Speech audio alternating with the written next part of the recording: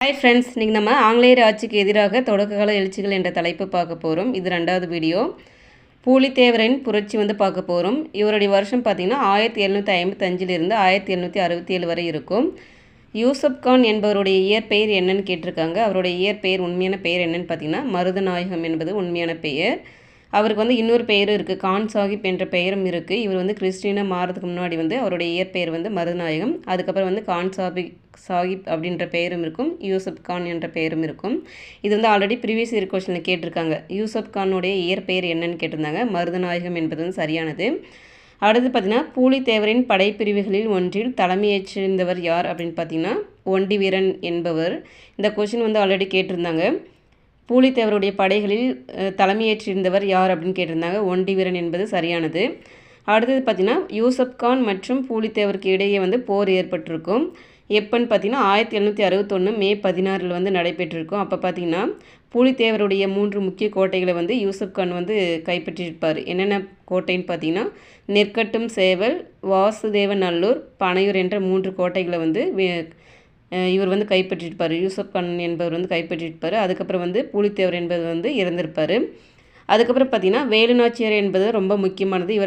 இவங்களை பற்றி ஒரு கொஷின் கேட்டே தான் இருக்காங்க. எல்லா எக்ஸாம்லேயும் கேட்டே தான் இருக்காங்க.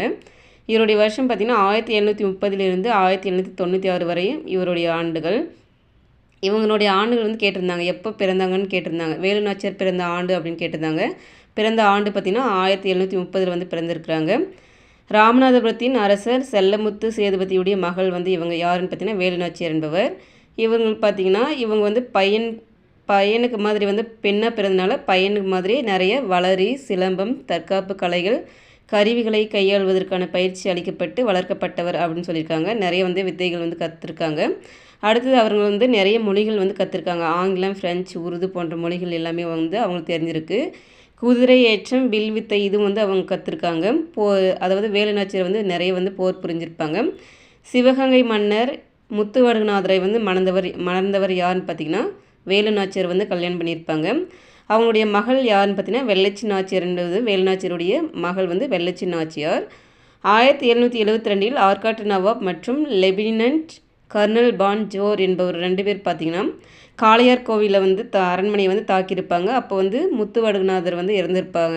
இந்த வருஷத்தில் இறந்திருப்பாங்க. அதுக்கப்புறம் பார்த்திங்கன்னா வேலுநாச்சியார் தப்பிச்சு எங்கே போயிருப்பாங்கன்னு பார்த்திங்கன்னா கோபால நாயக்கருடைய அரண்மனைக்கு போயிருப்பாங்க. அவங்க எங்கே இருப்பாங்கன்னா திண்டுக்கல்லில் இருக்காங்க.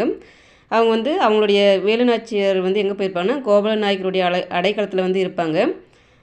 திண்டுக்கல் அருகுள்ள விருபாட்சியில் 8 ஆண்டுகள் வாழ்ந்தவர் இவர். வேலுநாச்சியார்